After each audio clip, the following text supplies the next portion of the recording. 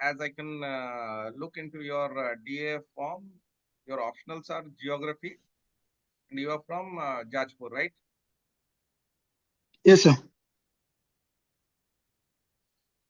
What was your subject in your graduation and post-graduation, Smriti? Sir, geology. Geology. From where did you do it? Your geology Sir, course, masters. sir, Fakirmohan University from Balesur. Does geology provide a great employment opportunity in the present context, Smriti? Yes, sir. There has been a lot of progress in employment regarding the geology. As geology background students are getting chances in GIS service, GSI service, sorry, and other mineral exploration and other MNC companies and the private sector also providing them employment. For last 10 to 15 years, there has been a lot progress in employment. So yes, I can say that there has been a upward inclination towards the employment regarding geology. Why did you not choose a career in geology, and why did you start your let's say preparation for this civil services examination? What difference did you feel that made you to drift from the core geology jobs towards civil services? Sir, from personal perspective, I can say that I have written one more mains in my civil service with two optionals, geography and geology. But due to some lacunae, I did not get enough mark in geology. But I get very good mark in geography. So when there is come the reform of one optional, so I choose to continue with geography. So that's why. And from higher studies perspective or career wise, there has been a inclination towards the civil service from my college careers. So I have tried using my background knowledge, but did not get enough mark. That's why I up to geography. You just mentioned about a department called as the Geological Survey of India. What exactly is the mandate So. of Geological Survey of India, Smriti? Sir, the exactly the provisions I could not recall right now, but the main and objective of the Geological Survey of India, I can say that it is the primary organ institution that do the exploration work and geological mapping of the areas and providing the overall area knowledge and recommendations about the potential resources and minerals deposited on Earth crust, and is it viable to explore them? Is it profitable or not? They provide recommendation to the respective ministry or organizations. Under which ministry, Smriti? Geological Survey of India? Sir, Geological Survey of India, sir, as far as I could remember, it comes under Minister of Mines. You've chosen your optional as geography. Could you explain Yes, sir. the mechanism of seafloor spreading? Sir, seafood spreading, I can explain that the process of due to prolonged pressure or force from interior of the earth, that is from asthenosphere, and due to convecting flow of the mantle, that is called mantle convection, and there with due time there creates a weak zone at which there has been a breaking point occurs after which there consequent volcanism occurs, and due to the prolonged volcanism activity, the oceanic plates moving in opposite directions, and a new ocean floor created, which is much youngest and which is mostly basaltic in nature as per composition. And as far as we go far from the volcanism point or the Rift Valley point, and the age increases. So, What overall increases? mechanism of the sea floor still I can. Sir, age increases as far as we go the main point from which volcanism occurs. In opposite sides, the age of the rock or material deposit increases. Okay, okay. Okay. Who gave this theory of seafloor spreading? Sir, seafloor spreading theory given by Harry S. As far as I could remember. Smriti, there is one more geographical concept which talks about, let's say, hotspots. Have you heard of this So, term hotspot? What exactly is a hotspot? sir, with respect to the volcanism or volcanism activity in geography, we can define a hotspot, that is the weak zones or the most vulnerable zones which are having most of the chances regarding the future volcanism activities. And these are the, if we go further analysis, the mental convection concept, these are mostly the zones of upper limb and down limb of the conveyor belts. And these are the most weakest zones, and frequent volcanism activities can be expected from these points. What are the environmental challenges being faced by the people of Jajpur? Does Jajpur face any environmental Sir, challenges? Yes, what are the challenges? Sir, from environmental perspective, I can say though Jaspur is very much rich in mineral deposits, and there has been a lot of mining works.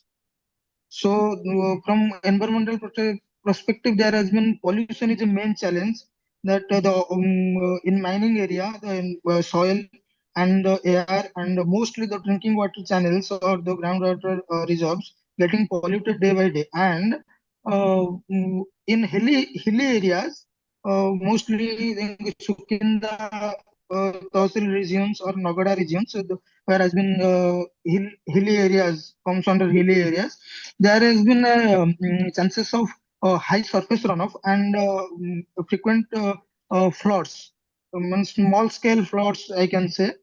And there has been greater chances of floods also with Brahmani River, which can be considered as the Huangho of Jaspur. And due to these factors, there has been due to health issues regarding the environmental pollutions, and mostly the prime reason is mining and unregulated mining.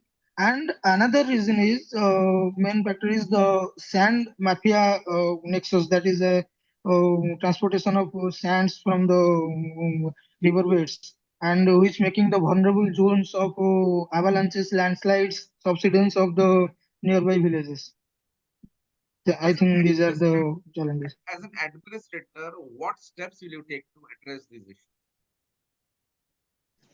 Sir, if I got the chance to posted in my own district in Jaspur, I can say the some zones, vulnerable zones, are the zones which need a specific allocations or specific focus, like the Sukinda regions.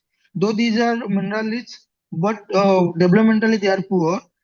Because I can cite an example that in 2019, there has been death of 19 children from malnutrition. So I would focus to malnutrition eradication programs, and I will do profiling of the river channels. The Brahmani channels are the Baitarini and Kharasruta channels. These are the main river channels, and I will do proper profiling and identify the vulnerable zones which are responsible, and which point the floods mainly occurs. And I will make the law and order more robust, that the sand mine mafia nexus should be checked. And another thing I can say, that there must be a pre-monsoon survey must be done. I will suggest that. due to the drainage system or the river channel vulnerable zones, if they are strong enough to handle the runoff or the expected rainfall. So these are the things I can suggest to. Article 22 of the Indian Constitution, Smriti. Sorry, sir, I can recall it right now. Have you read about the changes brought in the Bharatiya Nyaya Samhita? Sir,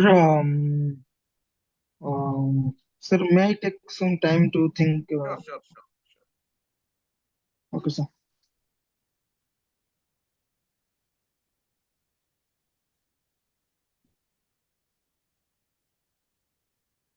Sir, as far as I can remember, there has been some changes regarding the hit and run cases, and the primary change that has been brought is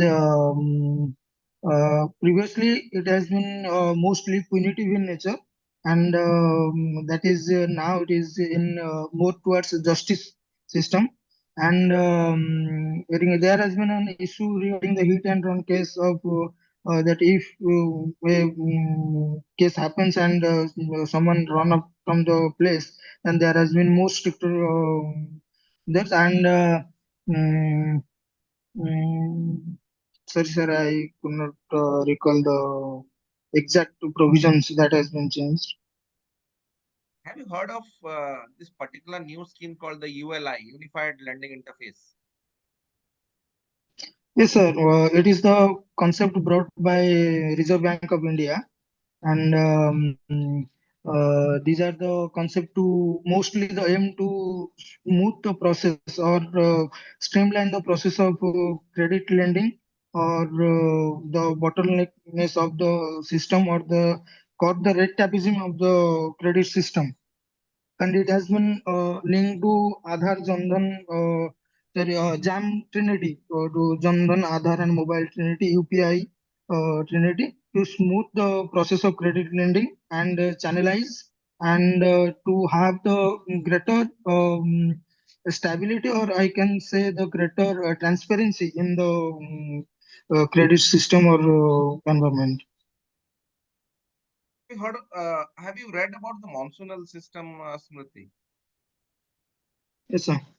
Explain what is this Utkal vortex per se, and Utkal vortex. Sir, Utkal Vortex, as far as I can remember, is developed over the western part of the India, that is over Odisha and adjacent areas, and responsible for the monsoonal wind circulation. And vortex are the, I can say, the small zonal centers which play driving role for the circulation of monsoonal winds. So vortexes are low pressure areas or high pressure areas? Sir, right now I could not remember the concept. Okay. So let's say you are an administrator in an urban area. So in urban Okay, areas, the major okay, sir. challenge with regards to urban area these days is urban flooding and urban Yes, sir. heat island. These are the two concepts which are actually plaguing every urban center in India. To tell Yes, me sir. as an administrator, what exactly will be the steps so as to address urban flooding and urban heat island?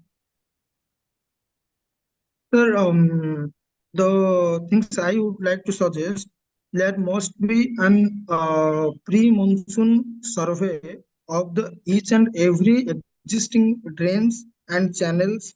That's why we can identify the drainage system if it is stable or capable of the rain we are expecting the upcoming monsoon. And we will we can say the identifying the zones where we can widen the existing drains if it is viable, and we can identify the city sites, canals or channels existing, and the areas or the possible ways through which we can connect the main drainage system to the channel or canals. And if it is possible, the low-lying areas of the city, if it is possible, can be elevated, or with some sort of technologies can, if it is possible, then it can be done. And with these are the things we can do for urban flooding. You think are the major reasons behind this urban flooding? Major reasons. Sir, the major reasons I can say itself, I can quote the thing you have told, the heat islands. The major air circulation over the cities, mostly The due to reasons automobiles urban and flooding. various I'm asking reasons. about urban flooding. Major reasons Yes, behind sir. urban flooding. Sir, urban heat islands indirectly can be a reason because it leads to the cloud burst or unusual torrential rains in cities due to the higher temperature and created low pressure due to various reasons like automobiles and other reasons. And the most reason, we can say that the improper maintenance of the drainage and the master plan we are preparing. While preparing, we are mostly ignoring the topography of the city. That is, if it is a plain area or it is an incline. If it is inclined land mass, then the inclination towards which direction. So we can plan the drainage system according You to say that. we are not looking into the natural drainage part. Sir, natural drainage fund, and the most important thing is that we are ignoring the topographical areas. The main objective of the city planning has become the infrastructure and other things, but we are ignoring the natural inclination of the city zones or the landmass. If a drainage system would come with respect to or with according to the natural inclination of the land, I can cite an example of the Bhubaneswar itself. That is from if a person come from Puri side to the city interior, then there is been a natural inclination. If based on these things, we manage or formulate a drainage system or design a drainage system that when rain occurs of the upstream or the Puri region or the higher side, then there will be natural flow of the water inside the city, interior of the city. So we are majorly ignoring the topography, and due to infrastructural process or economical growth, I can say, we are fail to maintain the natural drainage system. And the another major reason is we are unable to maintain and clean the siltation of the drainage.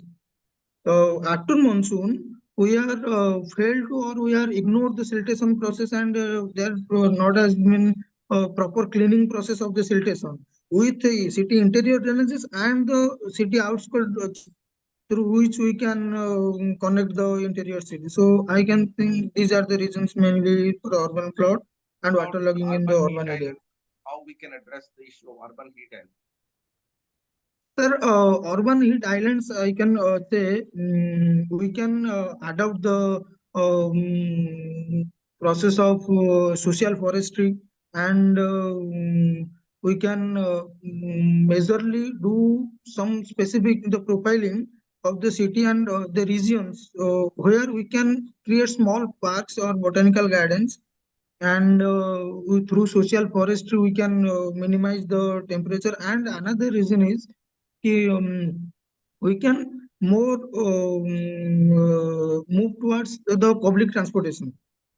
And if we are mostly office goers, we can rely on public transportations, and there must be an technological infusion for the if there has been an industrial city base, then there must be technical infusions for the greater checking or filtering processes or other things we can do to create the mostly the steps should be taken to minimize the temperature or the atmospheric temperature or heats created by the city by as per by creating forestry or botanical gardens or moving towards more EV. The we can that EV thing vehicles we can more adopt. These are the things I can say. That. Have you heard of this particular scheme of the government of India called as the Sagar Mala scheme? Yes, sir. What is the Sagar Mala scheme? Sir, Sagarmala's project is mostly to develop and interconnect the major port areas to develop the import export, I can say, or inter-country transportation system. Because if we consider the geographical location of India, we have been surrounding by oceans or water bodies from three sides, and we are mostly our international trades we are mostly can do or more profitability will be through marine or water channels. So if we develop major ports, then it will be better to cut the transportation cost of the international trade. And another issue I can say that it will be a solution to the choke points like or the more dependence over the states like Malacca or the Panama Canal issues, and due to which we have been depending to a large extent.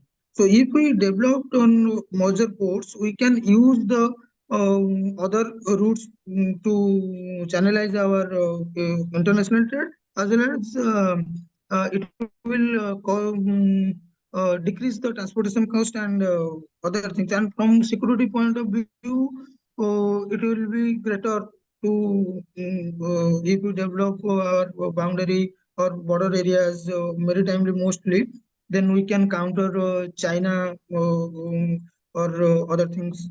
From security point of view, it can be a strategic point. Last question to you would be: is growing individualism leading to psychological distress in India? Sir, please again question.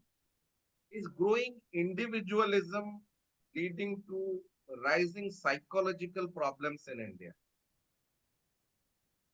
Sir, from personal prospect, I can say yes, because uh, if we consider the psychological mindset of a man or woman, mm, being individualism to some extent can give you the freedom or the other things.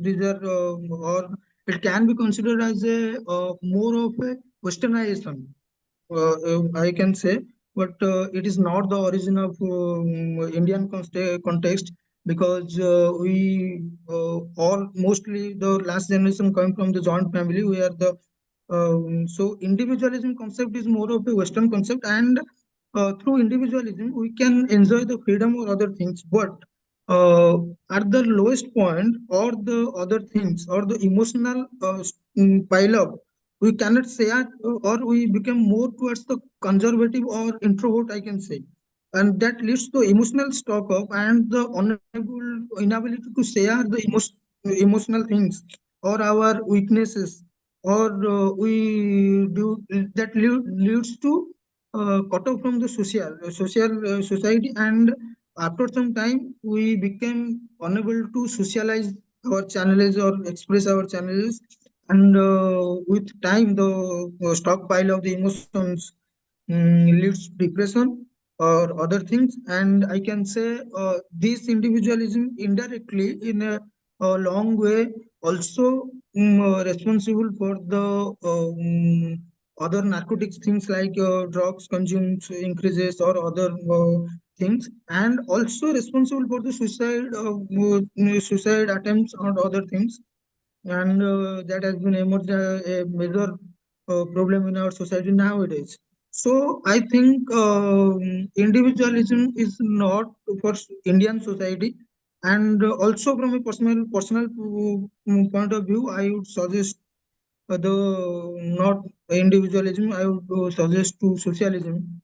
So can we learn or share our feelings, the both the group, the happiness and the sorrow, and we can help and help also others with their depressions or mental illness, and also we can ask for help for our mental strengthening or during our low points. So I think yes, individualism is responsible to social things.